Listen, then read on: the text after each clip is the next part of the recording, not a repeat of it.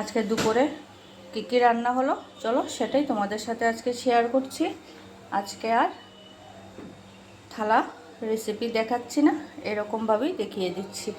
এই যে এখানে গরম গরম ভাত হয়েছে, তার সাথে আছে পেঁয়াজ দিয়ে মাছের ঝোল, পেঁয়াজ পেস্ট করে মাছের ঝোল করেছি এই দেখো।